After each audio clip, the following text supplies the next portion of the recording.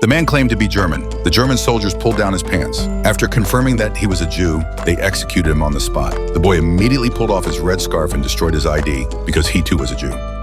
Soon, German soldiers came over to question him. The boy claimed in fluent German that he was a German who had escaped from the Soviet Union. The soldiers couldn't tell the difference, so they brought the boy to the officer so he could tell the difference between the truth and the lie. The officer asked for his parents' names, but the boy forgets to make them up.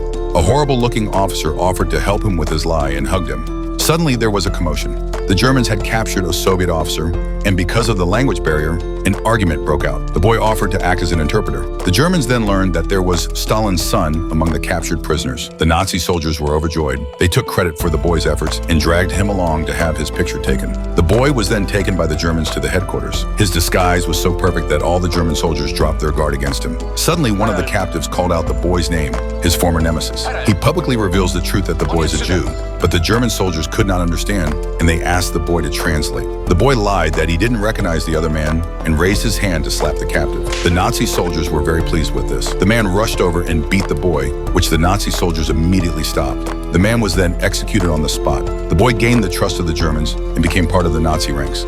Together, they captured the Soviet position and seized the enemy radio. The boy was translating what was on the radio. The next moment, all his teammates were killed by snipers. The boy could only defect to the Soviet Union. He contacted the Soviets through the radio and ran in the direction of the Soviets. The boy raised his hands high in surrender. Seeing this, the Soviet soldiers lowered their weapons and raised their hands in response. At that moment, the German soldiers suddenly rushed out. Thinking that the boy was trying to avenge his comrades, they rushed after him. The colonel knew about this. The officer asked who their enemy was. The boy said it was the Soviet Union. The colonel shook his head.